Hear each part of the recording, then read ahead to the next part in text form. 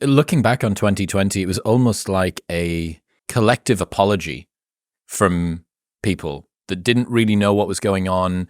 We feel like maybe someone's been racist somewhere. Maybe this George Floyd thing is indicative of some huge, big underlying problem. Oh my God, I don't know. That makes me such a piece of shit. I don't have my finger on the pulse empathetically, sympathetically. I'm not a good person. What can we do to not only signal that I'm not one of them, whoever them are, but also to make reparations to fix this problem. I need to make sure that these poor minorities are okay, and let's bring a bunch of impetuses along, a bunch of procedures, a bunch of initiatives that people can do. Yes. So the one of the reasons people had that sense is because the media, the national media in America, does not report when there are police incidents with white Americans. It just doesn't become news. And it's partly because of the media. It's partly because there's less of an audience for it.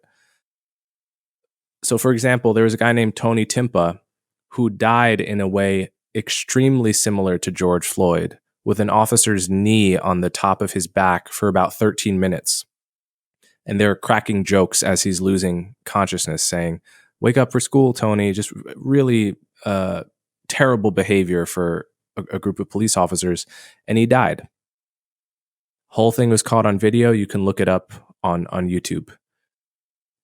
Almost nobody to this day knows or cares about it because it didn't catch fire because he happened to be white. This was just 3 or 4 years before George Floyd. So when you have a media ecosystem where those stories are unseen, now when you see it happening to a black person, everyone assumes that this kind of thing only happens to black people because they are black. And then it becomes an example of racism that ties into the whole legacy of slavery, legacy of racial inequality, and really infuriates people. And so people in 2020, they lost all reason. They didn't ask whether all the policies they were implementing had anything to do with helping black people, the kinds of black people that are poor and from poor backgrounds like George Floyd. Instead, they promoted black people to the heads of boards of publicly traded companies, as if those are the same kinds of black people that need help like George Floyd.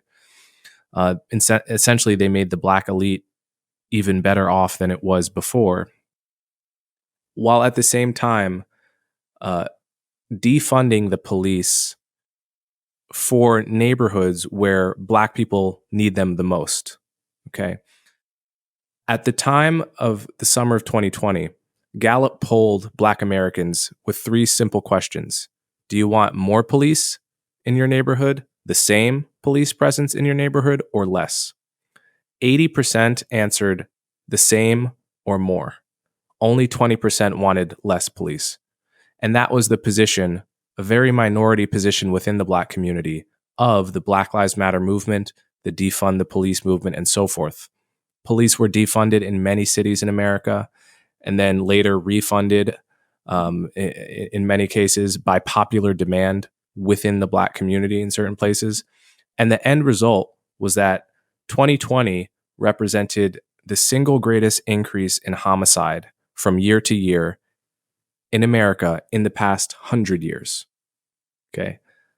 That is a shocking fact that most people don't know, and it was a direct result of the reaction to George Floyd's death, the depolicing, the mass retirement of the police, the general sentiment of anti-police.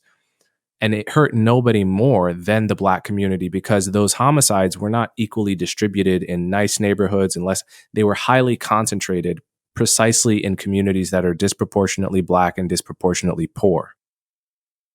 I taught Joe Rogan yesterday on his podcast about luxury beliefs that's been recently repopularized by Rob Henderson, and Defund the Police is patient zero for this. I mentioned that I was walking through Austin and saw a house that has a Defund the Police placard in the garden and a private security sticker next to the front door in the window.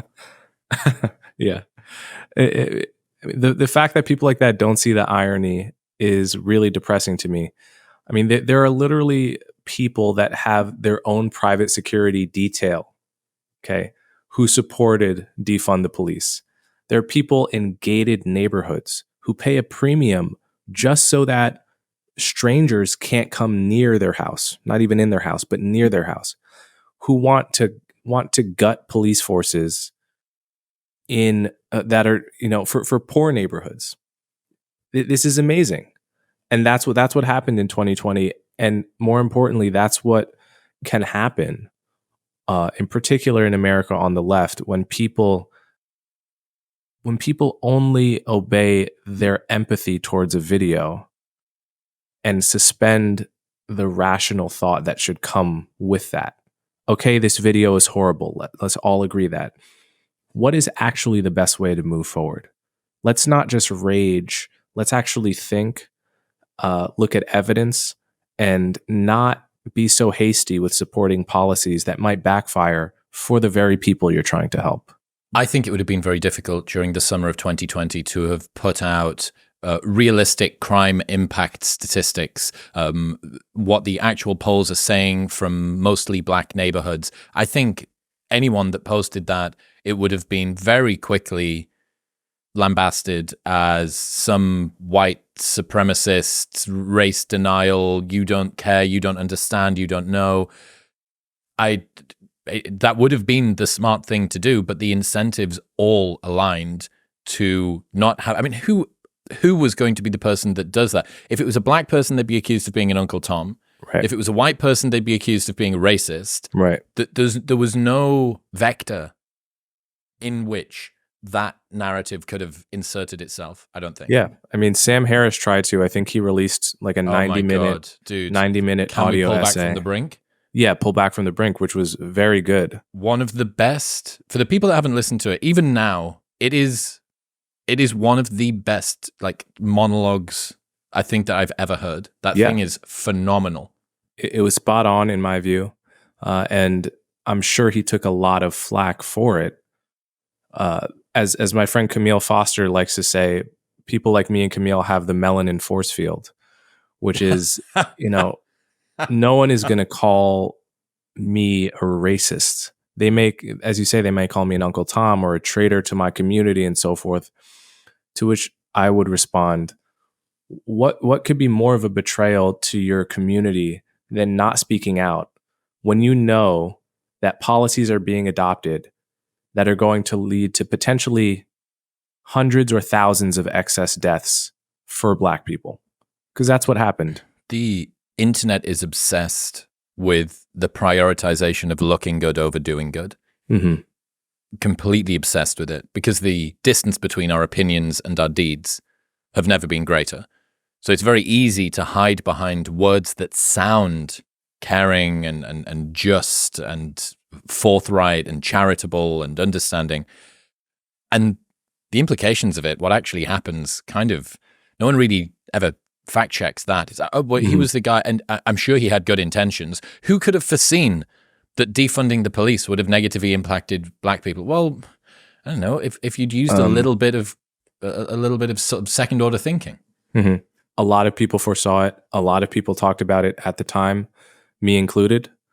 But mostly we were ignored because of the frenzy around the moment. I mean, it's very interesting to live through a moment that I think will be written about by historians. Yeah.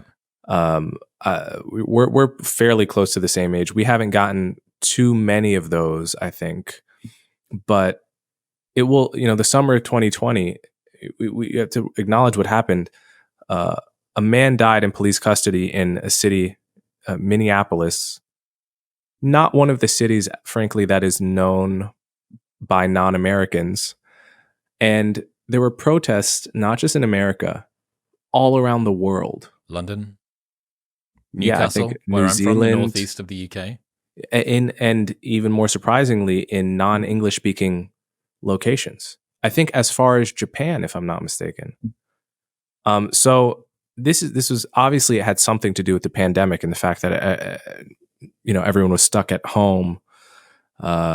I don't know if you recall this, but I do remember just the palpable sense of, I don't get to move my body every day. I don't get to go out. And when you finally have an outlet for that, I think the floodgates kind of opened. Do you think that the same outcome would have occurred had it not been for COVID? No, I think it would have struck a chord, no doubt, but I think it would have been like 1/10 as crazy. But the other thing that many people have pointed out is just how quickly the principles of the medical establishment disappeared and buckled.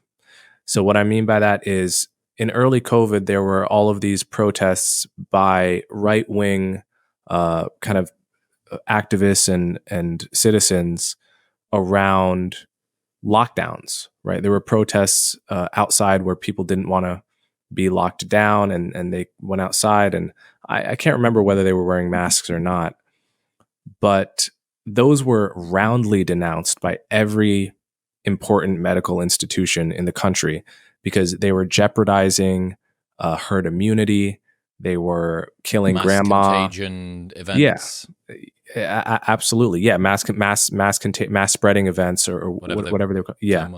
Yes.